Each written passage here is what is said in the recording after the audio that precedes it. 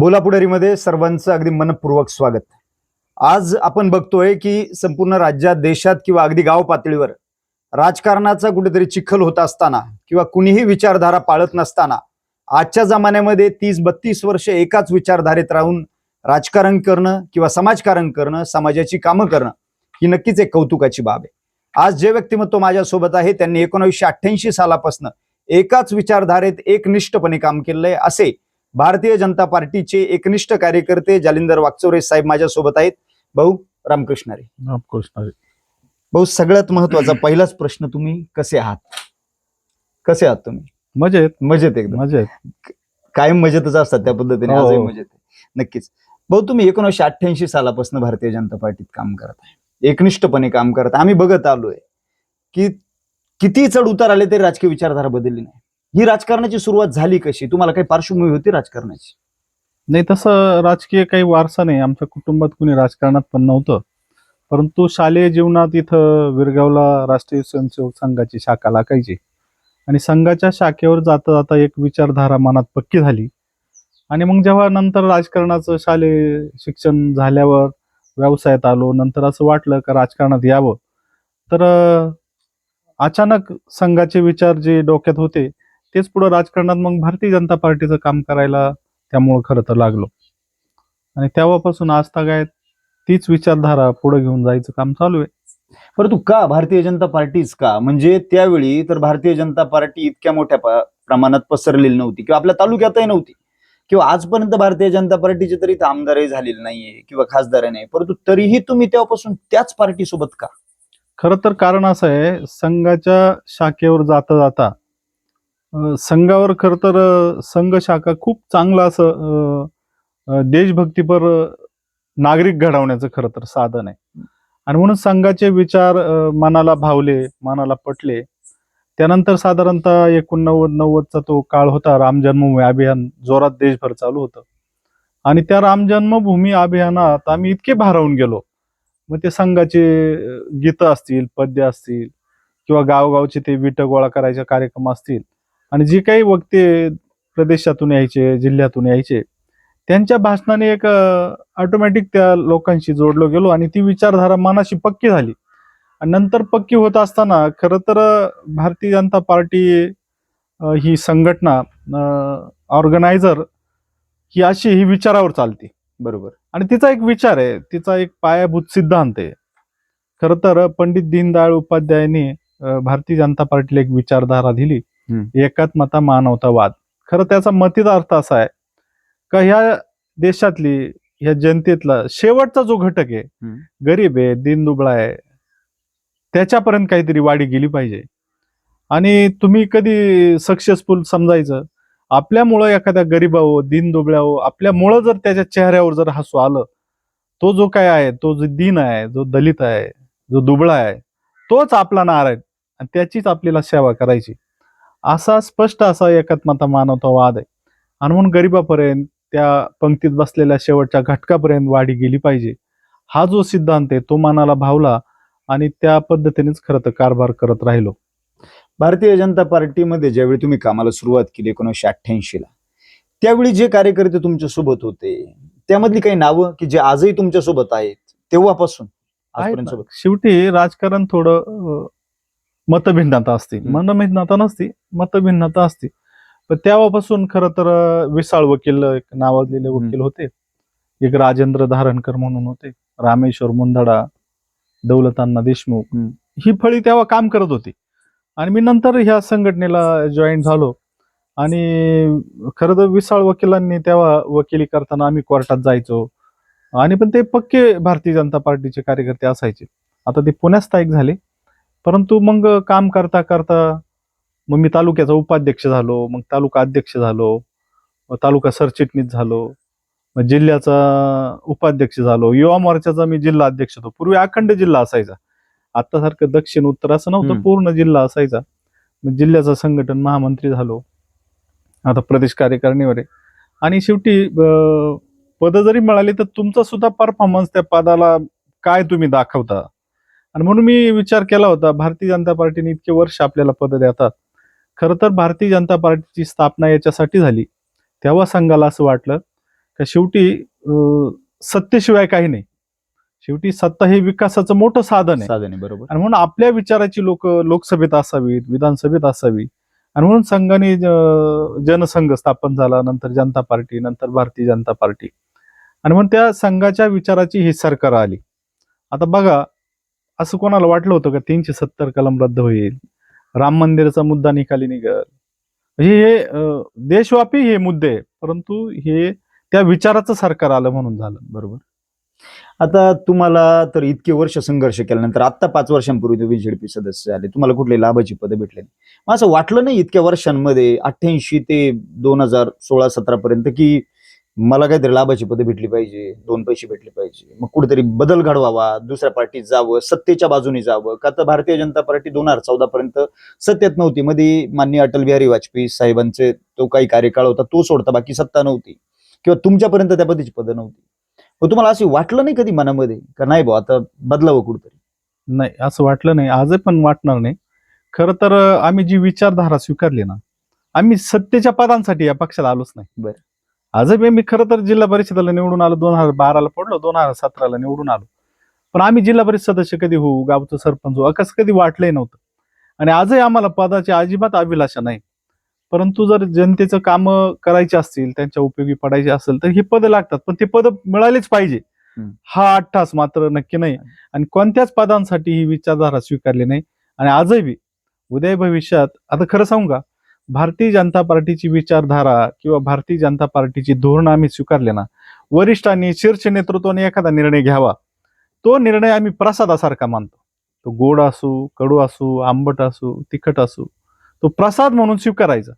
आणि म्हणून तसंच आहे, आम्ही जेव्हा ही विचारधारा स्वीकारली ना, आम्ही पदांसाठी नाहीच, आम्हाला फक्त ही विचारधारा आवडली, आपल्या विचाराचे लोक यावेत, निवडून यावेत, चांगला विकास कामं व्हावेत, जनतेची कामे व्हावेत, याच्यासाठीच आम्ही खरं तर या पार्टीचं काम करतोय.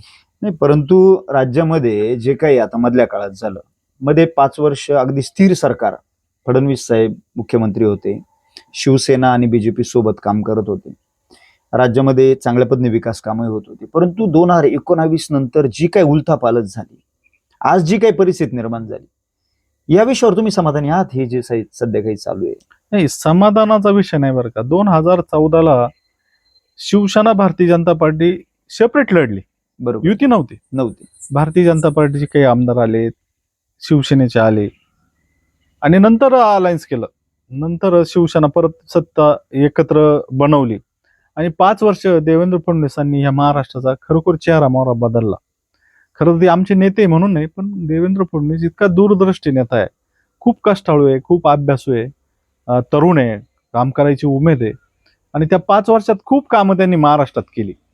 आणि खरं तर त्या 5 वर्षाच्या कार्यकाळातला लोकांना त्या विकासाचं सांगितलं निवडणुकीत. आणि पुन्हा मॅन्डेट शिवसेना भाजपला मिळाला. 2019ला मग युती झाली.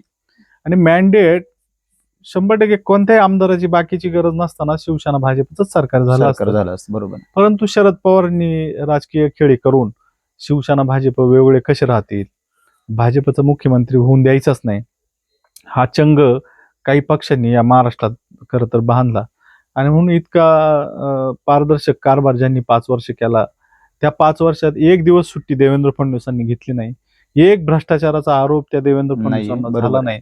आणि खूप चांगला माणूस या महाराष्ट्राला मिळून इतकं चांगलं काम करून त्यांना जेव्हा मुख्यमंत्री पदापासून दूर ठेवण्याची ही जे काही कटकार असताना इतर पक्षांनी केले, दुर्दैवानं तिथं खरं नुकसान महाराष्ट्राचं झालं. आणि म्हणून सलग जर 2019 ते आता 2024 पर्यंत पुन्हा मुख्यमंत्री कदाचित देवेंद्र फडणवीस असतील तर आणखी महाराष्ट्राचा आणखी बदल निश्चित घडला असता. आता एकनाथ शिंदे खूप चांगलं काम करतात, परंतु शेवटी चीफ मिनिस्टर ते आहे आणि उपमुख्यमंत्री देवेंद्र फडणवीस आहे. शेवटी त्या मुख्य पदाचा एक गरिमा असतो, आणि तोच जर देवेंद्रजींकडे असता तर अजून परिस्थिती महाराष्ट्रात वेगळी असती. आणि इतका चांगला माणूस असून ही सगळे विरोधक त्यांना आरोपीच्या पिंजऱ्यात उभे काय करतात, त्यांना खलनायक म्हणून त्यांची ती प्रतिमा तयार केली. पण तसे ते नाहीत, खूप चांगला माणूस आहे. खरं तर या महाराष्ट्रातलं मराठा आरक्षण पहिलं देणारा माणूस आहे. अनेक मराठी मुख्यमंत्री या राज्याला मिळाले, पण मराठा आरक्षणाचा खरा तिढा या देवेंद्र फडणवीसांनीच खरं तर त्याचा निपटारा केला. आणि आता जे काही थोडंफार मागण्या आहेत त्याची खरं तर देवेंद्र फडणवीसच पूर्तता करणार आहे. परंतु लोक राजकारणही त्या बाबतीत करतात, म्हणून कधी कधी खेद वाटतो. इतका चांगला माणूस, इतक्या चांगल्या विचाराचा माणूस, आणि त्याला काही राजकीय पक्ष अडचणीत आणण्याचा प्रयत्न करतात. बरं, आता बघा, लोकसभेला जो काही इम्पॅक्ट झाला, बीजेपीचे सीट्स बऱ्यापैकी कमी झालेत, पडलेत, म्हणजे आपल्या विभागातही ती परिस्थिती झाली. त्यानंतर त्यांनी काही शीर्ष नेत्यांनी, त्यामध्ये देवेंद्र फडणवीस असतील, अजित पवार असतील, यांनी बोलून दाखव का शेतकऱ्यांविषयी काही निर्णय घेण्यात, धोरणं आखण्यामध्ये आम्ही कमी पडलो, काही झालं, त्यामुळे आम्हाला हा काही इम्पॅक्ट आमच्या पार्टीवर किंवा सीट्सवर झालेला आहे, याच्यामध्ये आम्ही बदल घडवण्याचे प्रयत्न करू.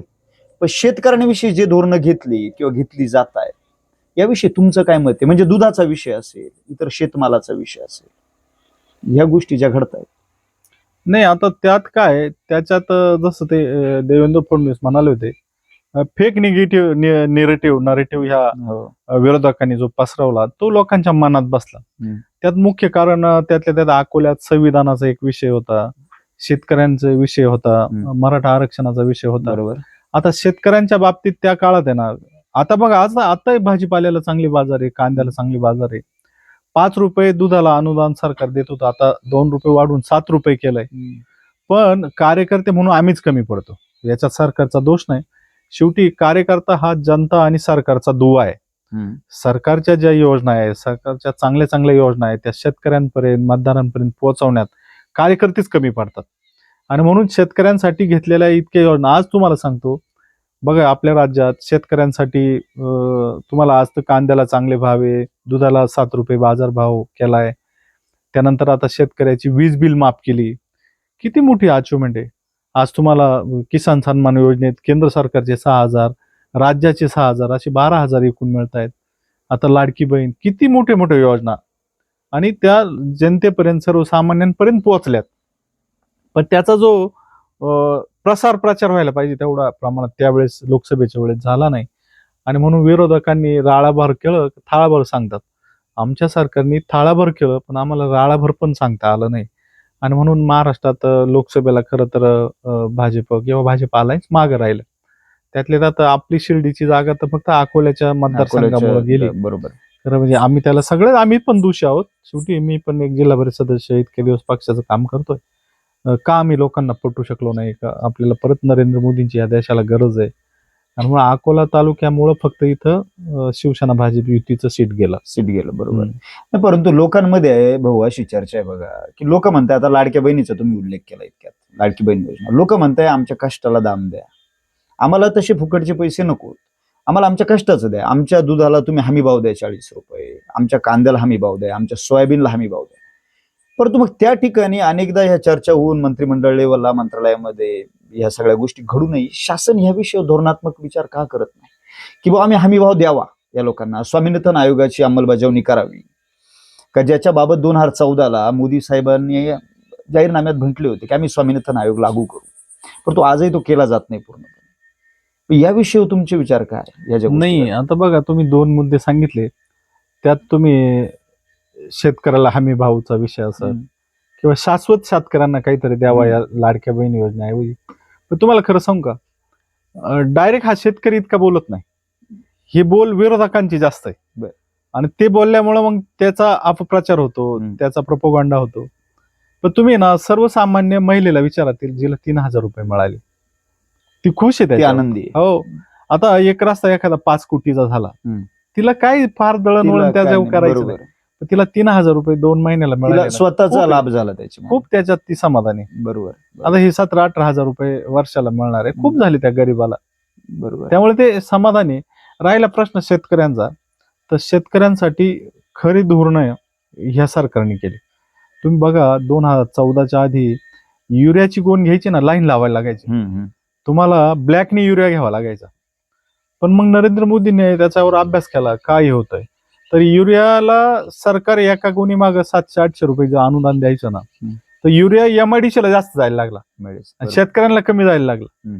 त्याच्यामुळे झालं काय, शेतकऱ्यांना तो मिळणं कठीण व्हायला लागलं, ब्लॅकने घ्यावा लागायचा, लाईन लावा लागायची. मग नरेंद्र मोदींनी काही एक थिंक टँक अशी बसवली, त्यांना त्याच्यावर अभ्यास करायला लावला.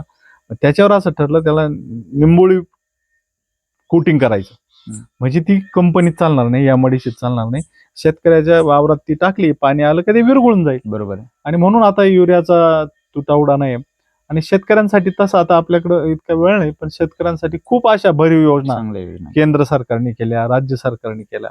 आणि शेवटी ह्या देशात कृषी प्रधान देश आहे. बरोबर. इथं शेतकऱ्यांच्या विषयी तुम्ही जर काही योजना राबवल्या नाही, शेतकरी तुमच्यापासून लांब गेले, तुम्ही सत्तेतच येऊ शकत नाही. बरोबर.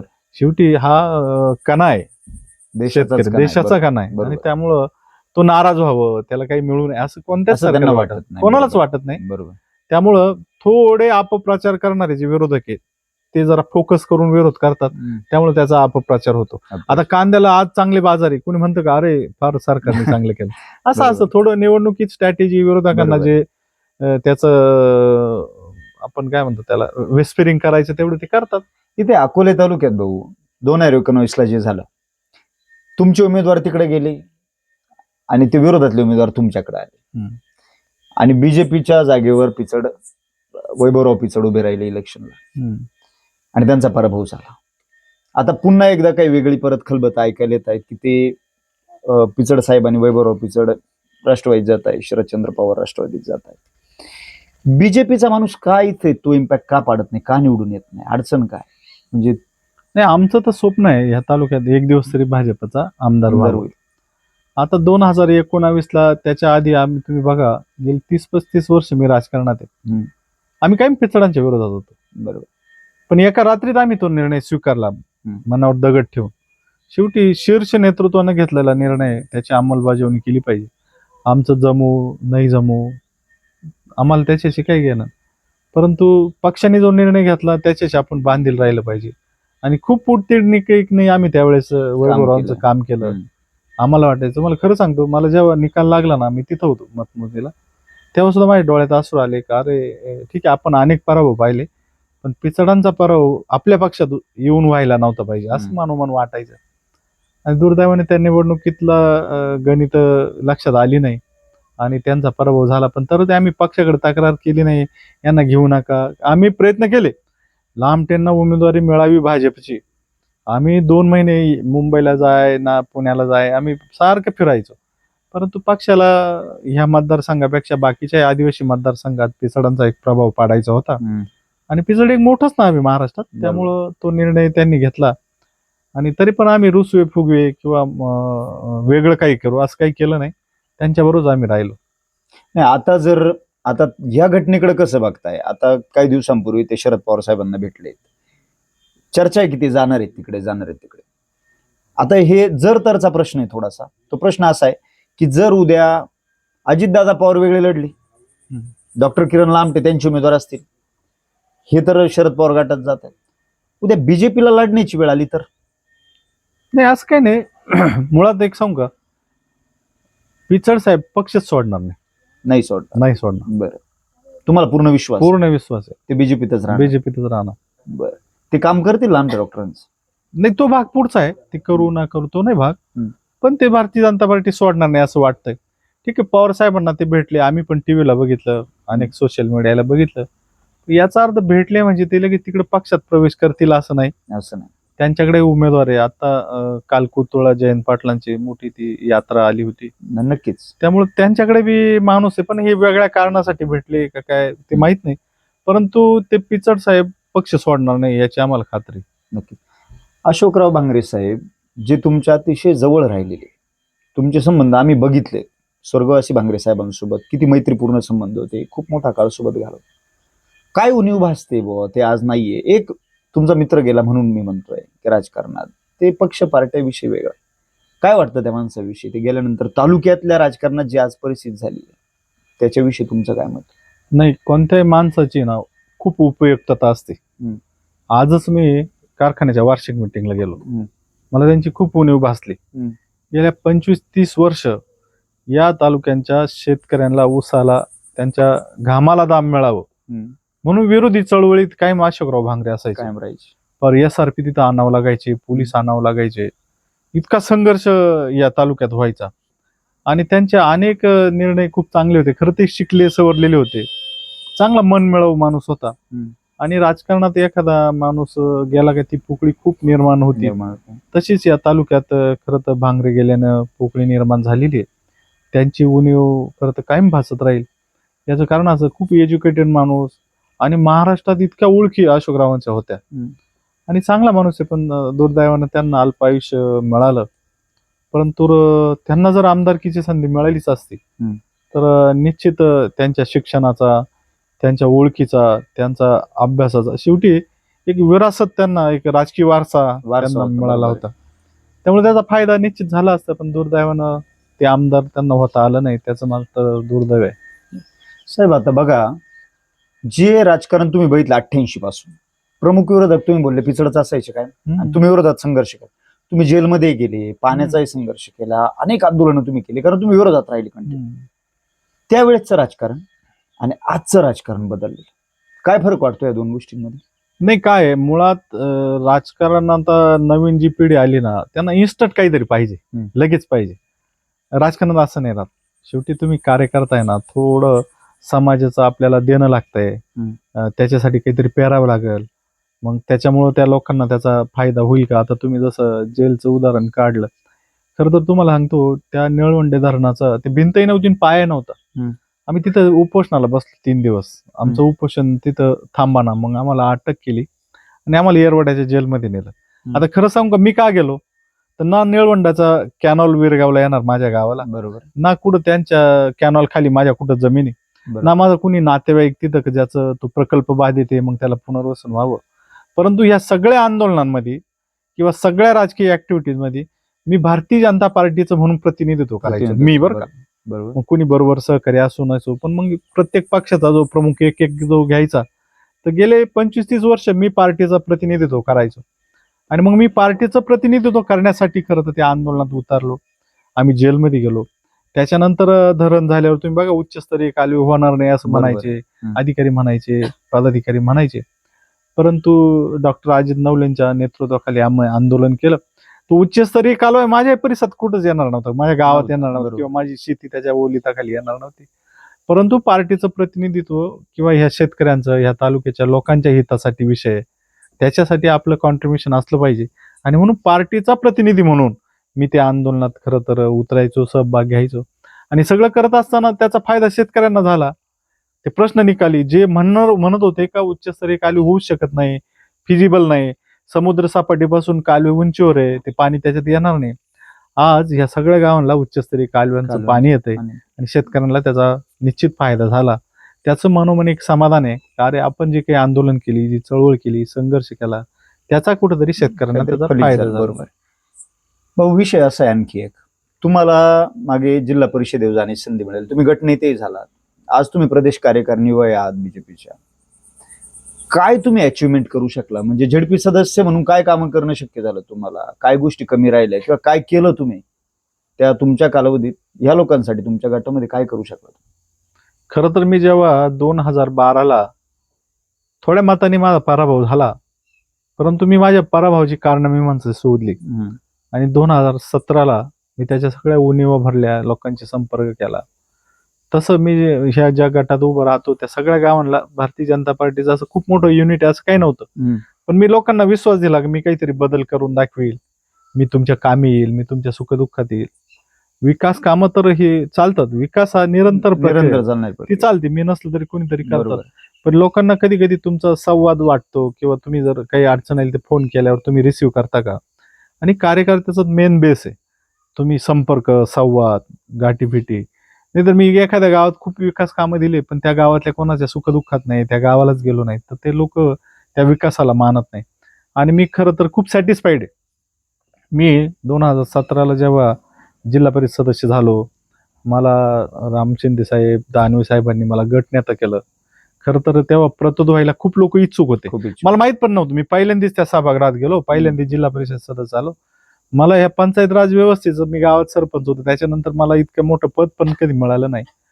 परंतु प्रतोद काय असतो हे मला माहित नव्हतं, आणि म्हणून खूप इच्छुक मोठे मोठे साखर सम्राट जे का भाजपच्या चिन्हावर निवडून आले ते इच्छुक होते. पण मला पक्षाने मला संधी दिली, पण मी सॅटिस्फाईड एवढ्यासाठी का मी त्या पदाला न्याय दिला. मी 5 वर्ष त्या पदाला एकदम खास न्याय दिला, प्रतोद म्हणून, गटनेता म्हणून. किंवा एक विरोधी पक्षाची भूमिका तिथं जी बाजवायची, आणि मी खूप ठळक बाजवली तिथं. आणि मी काही स्वतः कधी ठेकेदारी केली नाही, कुठं पार्टनरशिप मध्ये काम केलं नाही, कुठंतरी काम का मिळावं म्हणून सत्ताधाऱ्यांची हात मिळवणी केली नाही. आणि तुम्हाला सांगू का, मी पार हे जिरीस आणले सत्ताधारी, त्याचा मला खूप आनंद आहे. आणि कोणत्याही मुद्द्यावर नाही, नुसतं करायचं म्हणून करायचं असं नाही, पण योग्य मुद्देशीर. आता मला त्याच्यात खूप गोष्टी मला सांगण्यात का मी काय काय केलं. त्याच्यात अकोला शहरातली अब्जावधी रुपयाची मराठी शाळा जी जागा आहे, तिचा जिल्हा परिषद मध्ये जीबी मध्ये ठराव झाला आणि ती जागा नगरपालिकेला द्यायची ठरली. मी एकट्याने विरोध केला आणि माझा विरोध नोंदवा म्हणतो. माझा विरोध नोंदवून जरी तुम्ही ती कारवाई केली तर मी कोर्टात जाईल, असा पण मी त्यांना दम दिला. आणि आज तुम्हाला सांगतो, इतक्या अब्जावधी रुपयाची जागा, प्राईम लोकेशन, एसटी स्टँड जवळची जागा, आज बघा किती सुंदर शाळा तिथं झाली, किती विद्यार्थी आले. ती नगरपालिकेला गेले असतं तर तिथं गाळे झाले असते, कुणीतरी विकसक पाहिला असता, 60-40 रेशोनं ते कोणाला तरी विकास करा. पण जिल्हा परिषदेची जागा, आपल्या जिल्हा परिषद शाळेंची जागा इतक्या मोक्यावरच्या, ती आज मी जाग्यावर जिल्हा परिषदेच्या मालकीची ठेवली, त्याचा मला आनंद आहे. असे खूप निर्णय. मी जेव्हा निवडून आलो तर मी पहिल्या जीबीत भाषण केलं होतं का बाबा रस्ते बांधारे हे 1-2 मला कामं कमी दिली तरी चालतील, पण माझ्या गटात मात्र पिण्याच्या पाण्याचा असेल, आरोग्याचा असेल, शिक्षणाचा असेल, ते मुद्दे खरं तर मी प्रभावीपणे त्या ठिकाणी मांडले. तुम्ही संदीपराव साक्षीदार आहे, मी या गटातच नाही तर तुम्ही माझ्याकडे शाळा खुली मागितली, तुम्ही दिली होती. मला काही तिथं मत मागायला यायची नव्हती, तरी मी तुम्हाला शाळा खोली दिली. तुम्ही त्या कोतुळ गटात जा, राजूर गटात जा, मी शाळा खोल्या अनेक ठिकाणी दिल्या. मग आपल्याला जेवढं करता येईल. आणि मी पाहिलं गावगाव खूप मोठे मंदिरं होण्यापेक्षा आहे ना, ही शिक्षणाची मंदिरं होणं गरजेचं आहे, जिथं गरीबाची मुलं शिकतील. खरं तर देशाची पिढी, भवितव्याची पिढी कोणती, ही शिक्षण आहे, किंवा ही ग्रामीण भागातली मुलं आहे, विद्यार्थी आहे, त्यांना दर्जेदार शिक्षण कसं मिळावं, चांगलं दर्जेदार शिक्षण जे आता खाजगीकरणाकडे जी वाटचाल चालू आहे त्याच्यापेक्षा आणि आज तुम्हाला सांगतो, आज जिल्हा परिषदचा पट वाढला. खरं मला जिल्हा परिषद आमच्या शिक्षण समिती, राजेश परजणे भाऊ आमचे मित्रच आहे, ते एक होते, आणि मी खूप वेळ द्यायचो या शिक्षण समिती. रात्री 9-9 वाजेपर्यंत आमच्या समितीच्या बैठका चालायच्या. एकमेव ती अशी समिती होती. आणि मी शिक्षण विभागात त्या काम करत असताना समितीत मी फार कुठेही घटना झाली तर मी पूर्ण जिल्हाभर फिरायचो. मी नुसतं अकोला, नुसतं देवठाणगड, नुसत्या 2-3 शाळा असं नाही पाहिलं. शिक्षण विभागातला कुठलाही विषय आला ना जिल्ह्यात तर मी तिथं जायचो. चुकीचं असेल तर त्याच्यावर प्रहार करायचो, चांगलं असेल तर कौतुक करायचो. त्याच्यामुळे मी खूप आनंदी. सुखदुःखात वावरणारा एक नेता, एक लोकप्रतिनिधी म्हणून तुमची ओळख तालुक्यात आहे. तुम्ही विरोधक बघत नाही किंवा स्वतःच्या पार्टीतलाही बघत नाही, तुम्ही प्रत्येकाच्या सुखदुःखात सातत्याने वावरतात.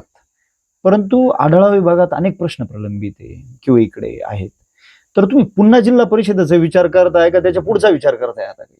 नाही, खरं तर मी तुम्हाला सांगू का, मी जिल्हा परिषद सदस्य एखादं पण या सीमित राजकारणाचं नाही, मी राजकारणाची दिशा ठरवलेली.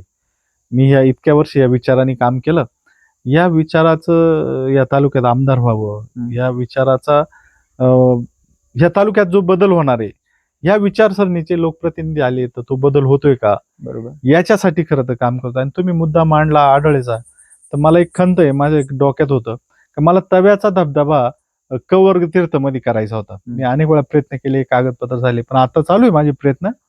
तो तव्याचा धबधबा जर तीर्थक्षेत्रात बसला तर बघा, आता टुरिझमला अकोल्याला तर चांगले दिवस येणार आहे. अकोला तालुका पर्यटन तालुका जर घोषित झाला तर बस संगमनेरहून इकडं देवठाण, समशेरपूर फाटा, टाहाकारी, तव्याचा धबधबा, पट्टा किल्ला, आणि खूप चांगलं पर्यटन आपल्या आढळा भागात आहे. आणि म्हणून या आढळा भागात पर्यटन वाढलं, दळणवळण वाढलं, आता आपले रस्ते पण चांगले होतात, आणि आपल्याला सिन्नर, नाशिक, संगमनेर असं कनेक्ट आहे. त्यामुळं तो एक जर पर्यटनाचा विषय झाला तर तो आपल्या लोकांना रोजगार त्याच्यात मिळणार शकतो. बरोबर बरोबर.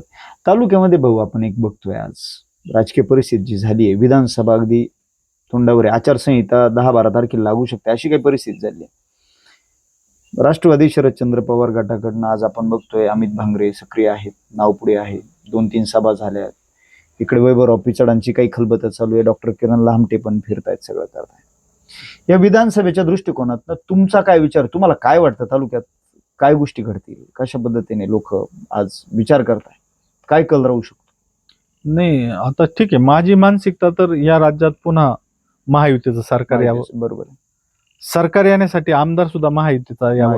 बरोबर. आणि म्हणून कोणत्याही परिस्थितीत या तालुक्यात महायुतीचा आमदार व्हावा याच्यासाठी आम्ही पराकाष्ठा तुम्ही करणार. प्रयत्न करणार आहे. आता परवाच अमित शहाची आमची नाशिकला बैठक झाली. त्या बैठकीत ते निर्देश दिले. थोडंफार कार्यकर्त्यांची नाराजी असते, शेवटी हे राजकारण आहे किंवा बरोबर. सगळंच मनाजोगं होतं असं नसतं. असं नसतं, बरोबर. आणि म्हणून काही करून आता ह्या निवडणुकीसाठी 60 दिवस अमित शहानी या राज्यासाठी मागितले, पक्षासाठी मागितले. आणि म्हणून आम्ही मनोमन ठरवलं का पुन्हा महायुतीचा आमदार या तालुक्यात व्हावा, याच्यासाठी आम्ही पराकाष्ठा करणार. पराकाष्ठा. आणि तुम्हाला खात्रीने सांगतो, या तालुक्यात महायुतीचाच आमदार होणार. शेजारच्या तालुक्यातही चर्चा आहे, संगमनेरला सुजय विखे उभे राहत आहे थोरात साहेबांच्या विरोधात. असं काही घडू शकतं?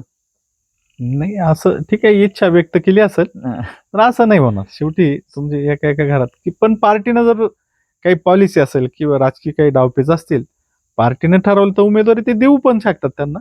देऊ पण शकतो, हो, बरोबर. नाही, पण आता एक आजपर्यंत एक इतिहास बघा, गोष्टी घडताना आपण बघतोय, राजकारण कुठेतरी सहानुभूतीकडे वळताना तुम्हाला वाटत नाही? म्हणजे विकासाचा विषय नक्कीच महत्वाचा आहे, विकासावर मतही मागितले जात आहे किंवा विकास होतोय. नितीन गडकरी साहेबांनी देशभरात रस्त्यात जाळं उभं केलं, ते मान्यच करावं लागेल. अकोल तालुक्यातही कामं चालू आहेत, या बाबतीत आपण मान्य करू. परंतु लोक सहानुभूतीच्या दृष्टिकोनातून थोडे जास्त चालतात, वाटत नाही? नाशिकची जागा असेल, तुमची दिंडोरीची जागा असेल, तुमची बारामतीची जागा असेल, तुमच्या ह्या दोन्ही जागा असतील, अशा अनेक जागा ज्या सहानुभूतीच्या लाटेमध्ये गेल्या. अकोला तालुक्यात तुम्हाला वाटत नाही अशा काही गोष्टी घडतील? नाही, सहानुभूतीवर नाही गेल्या, त्या गेल्या विरोधकांनी जो काय नरेटिव्ह पसरवला, फेक नॅरेटिव्ह, फेक नॅरेटिव्ह, त्याच्यावर गेल्यात. तर तुम्ही आता समजा दिंडोरीची जागा, तिथं कांद्याचा प्रश्न, द्राक्षाचा प्रश्न, समजा तुम्ही शिर्डीची उदाहरण घ्या, नाशिकचं उदाहरण घ्या, इथं जो अपप्रचार झाला ना, त्याच्यावर खरं तर ही निवडणूक गेली. आणि तुम्हाला खरं सांगू का, शेवटी मुस्लिम मतं मिळाली नाही आम्हाला, काही प्रमाणात दलित मतं मिळाली नाही. आणि हा जो फॅक्टर आहे ना, तो पार्टीच्या लवकर लक्षात आला नाही. त्यामुळं त्या निवडणुकीत कशामुळे पराभव झाला याची तर कारण मीमांसा पार्टीने शोधली, बरोबर. आणि सगळ्याच वेळेस अपप्रचाराने माणसं पडत नाही. आणि मग ह्या निवडणुकीला खूप सावधगिरीने भारतीय जनता पार्टी काम करते, पावलं टाकते, आणि सहानुभूतीवर निवडणूक होणारच नाही. तुम्हाला मी सांगतो, देशात बघा, जगात सर्वात श्रेष्ठ नेता आज नरेंद्र मोदी, तरी महाराष्ट्रात पराभव पाहायला मिळाला. पण सत्ता तर भाजपचीच आली. 5 वर्षात त्यांच्यावर 10 वर्षात, आता हे 11 वर्ष चालू आहे, एक भ्रष्टाचाराचा आरोप नाही. तुम्ही बघा, कुठं दंगली, आतंकवाद, कुठं बॉम्बस्फोट असं झालं 10-11 वर्षात? पूर्वी त्याच्या आधीचा काळ होता, पाकिस्तान घुसखोर, बांगलाचे घुसखोर यायचे, पाकिस्तान हल्ले करायचे. आज तसं होत नाही. आज सर्जिकल स्ट्राईक सारखं घरात जाऊन घुसून मारलीत लोक. आणि मग ही एक जगात दहशत निर्माण केली ना, ही नरेंद्र मोदीच करू शकतात. आणि मग नरेंद्र मोदींच्या नेतृत्वाखाली आता आम्ही ही निवडणूक नुसतं महाराष्ट्रात मुख्यमंत्री करायचं आणि उपमुख्यमंत्री करायचं असं नाही, महाराष्ट्राच्या निवडणुकीकडे देशाचं लक्ष लागलंय. महाराष्ट्र हे देशातलं एक प्रमुख राज्य आहे, मोठं राज्य आहे, आणि महाराष्ट्राचे निकालाचे साईड इफेक्ट देशात होणार आहे. आणि म्हणून पार्टी खूप कामाला लागली. काही करून इथं ठीक आहे, काय झालं मग अजितदादांना कशाला घेतलं आणि काय केलं ते आता विसरून जायचं. जो निर्णय झाला तो झाला.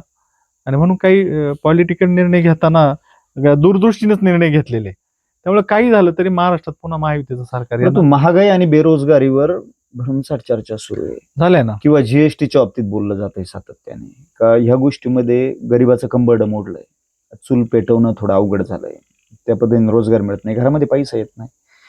आणि याच्यामध्ये वाटत नाही तुम्हाला फरक पडेल आता विधानसभेला? नाही वाटणार. याचं कारण असं, किती लोकांना मोफत रेशन मिळतं कोरोना नंतर? भरपूर लोकांना मिळतं. किती लोकांना मिळतं?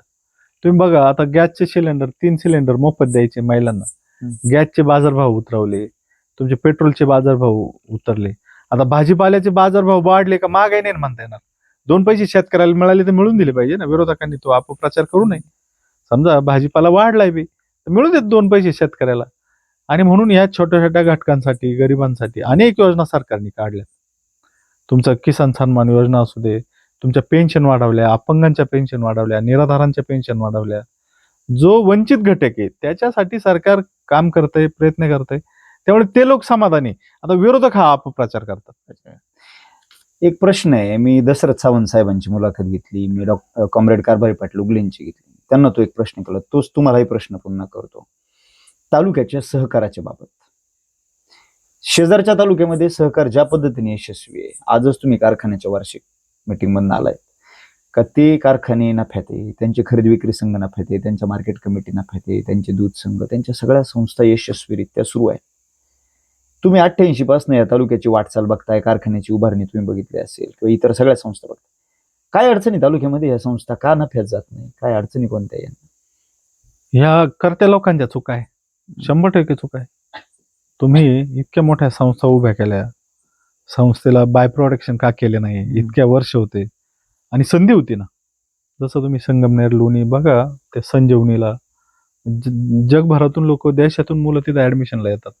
संगमनेरला अमृतवाहिनीला येतात, लोणीला येतात. तुम्ही ह्या संस्थेमार्फत बाकीच्या मेडिकलच्या साईड असतील, एज्युकेशन हब इथं करता आला असतं. बरोबर. आणि ह्या संस्थेला पूरक अशा संस्था केल्या असत्या, निर्माण केल्या असत्या, थोडा चंगळवाद कमी झाला असता, तर ह्याही संस्था ऊर्जित अवस्थेत आल्या असत्या. आणि आमचं म्हणणं तेच आहे, आम्ही आजपर्यंत भांडत आलो, आज पण आम्ही भांडलो.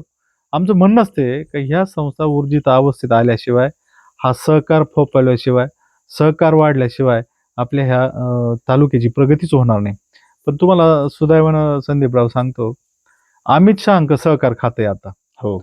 आणि ह्या सहकाराला एक कॉर्पोरेट दर्जा द्यायचा आहे. आणि सहकारात आता खूप बदल होणं. पारंपरिक सहकार, मग तो सचिव आणि तो ऑडिटर आला आणि मग त्याला कोंबडीन ऑडिटला वर्ग, असं नाही. ते आता सहकारातले खूप कायदे बदलले, सहकारातले नियम बदलले. आणि इथल्या सहकाराचा, पायाभूत सहकाराच्या जर संस्था उभ्या राहिल्या तर नक्कीच त्याचा सर्वसामान्य माणसाला फायदा होणार आहे. आणि म्हणून येत्या 5-6 वर्षात सहकारात खूप बदल होतील, चांगल्या चांगल्या संस्था निर्माण होतील आणि त्याचा फायदा लोकांनाच होईल.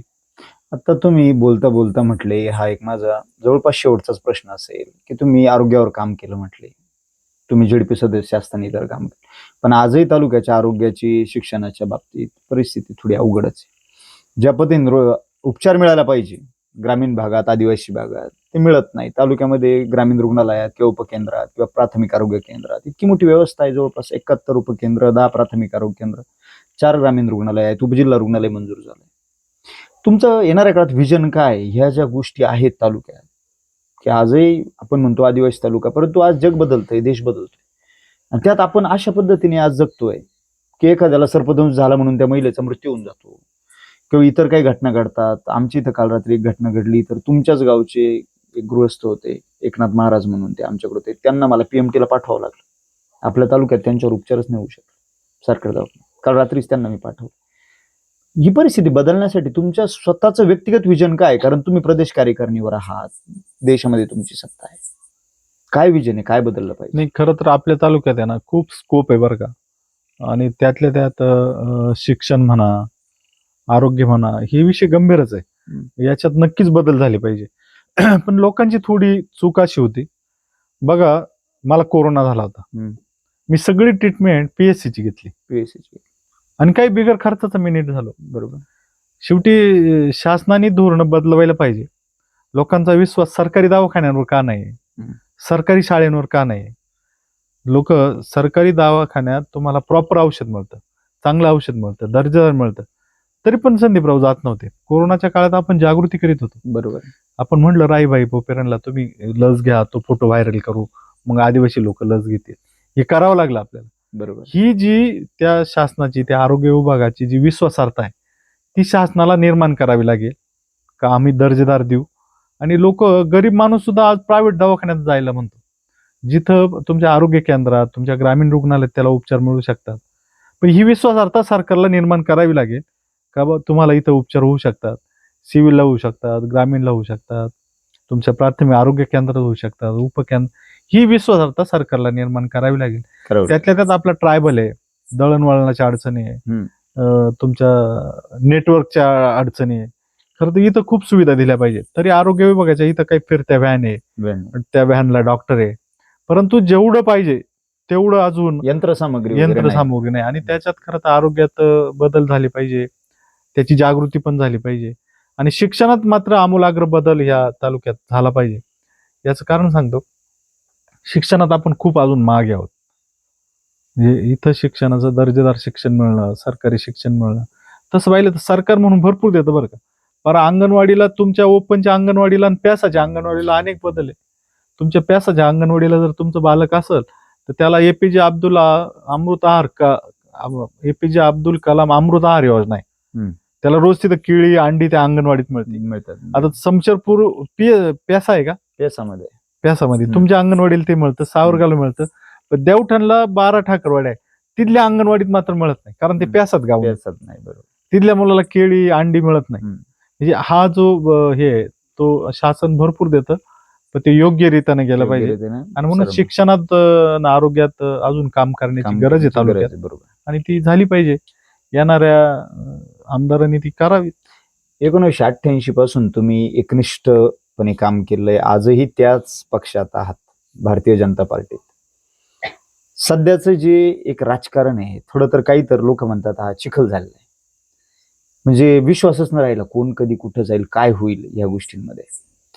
तालुक्यातल्याच पुढाऱ्यांना सध्याची जी परिस्थिती आहे, जे सोशल मीडियात आपण बघतो, काय सल्ला द्याल तुम्ही येणाऱ्या विधानसभेच्या दृष्टिकोनातून? तालुक्याच्या दृष्टीने जर तुम्हाला योग्य निर्णय जर करायचा असेल मतदारांना, तर 2-3 गोष्टींवर फोकस करावा लागेल. विकास कोण करतंय, वेळ कोण देतंय, सुखदुःखात कोण येतंय जातंय, त्याच्याकडे खरोखर विजन आहे का नाही, आणि म्हणून अशा लोकांना त्यांनी निवडून दिलं पाहिजे. आणि दुसरी गोष्ट, नीतिमूल्याचं राजकारण झालं पाहिजे. बस सगळ्यात नीतिमूल्याचं राजकारण झालं पाहिजे. मला जिल्हा परिषदेला निवडून आलो पाहिजे, मग मी गावगाव वाड्या वस्त्यांना दारू वाटावी, हे मताचे आम्ही नाही. बरोबर. मी तुम्हाला वाटणार, मी तर नाहीच वाटली दारू, पण ही नीतिमूल्याचं मात्र राजकारण, ज्या राजकारणात थोडं अधिष्ठान आहे, असं नैतिक अधिष्ठान, नीतिमूल्य आणि ज्यांनी काही कार्य केलंय त्याच्या बाबतीत आपण मनामध्ये सद्भावना ठेवून त्यांनी केलेलं आहे असं, हो, त्याचा तोही भाव ठेवला पाहिजे आणि त्याचं पाहिलं पाहिजे. पण राजकारणात तुम्हाला सांगू का, राजकारण असं आहे, आरोप प्रत्यारोप होत असतात, प्रत्येकावर होतात. लोक मोदींवर नाव ठेवतात, लोक इंदिरा गांधीला नाव ठेवायचे, लोक राहुल गांधीला नाव ठेवतात, असं सगळं असतं राजकारणात. ते काही एकमेकावर आरोप, पण काम करणारा माणूस ओळखला पाहिजे, आणि त्यांनी काम केलं असेल तर त्याला परत संधी दिली पाहिजे. हा जनता निर्णय घेईल 2 महिन्यानंतर काय करायचं, नक्कीच कोणाला संधी द्यायची, कुठल्या विचार. पण ती संधी आमच्या मित्रालाच नक्की मिळत आणि आमच्या मनाजोगं नक्की होईल, अशी आशा आहे. बरोबर, नक्कीच. बघा, हे होते जालिंदर भाऊ वाकचौरे, की ज्यांनी अतिशय दिलखुलासपणे सगळ्या प्रश्नांची उत्तरं आपल्याला दिलेली आहेत. त्यांनी तालुक्यामध्ये अनेक कामं केलेली आहेत. 1988 पासून आजपर्यंत 2024 पर्यंत एकाच पक्षामध्ये एकनिष्ठ राहून त्यांनी कामं केली. सहकार्याच्या बाबतीत असेल, पाटपाण्याच्या बाबतीत असेल, आरोग्य, शिक्षण, रोजगार, विविध विषयांवर त्यांनी दिलखुलासपणे आपल्याला उत्तर दिले. म्हणून मी त्यांच्या अगदी मनापासून या ठिकाणी आभार व्यक्त करतो आणि सगळ्यांना विनंती करतो, आपण बोला पुढारीला सबस्क्राईब करा, या व्हिडिओला शेअर करा, लाईक करा. भाऊ धन्यवाद. रामकृष्ण हरी. जय श्रीराम.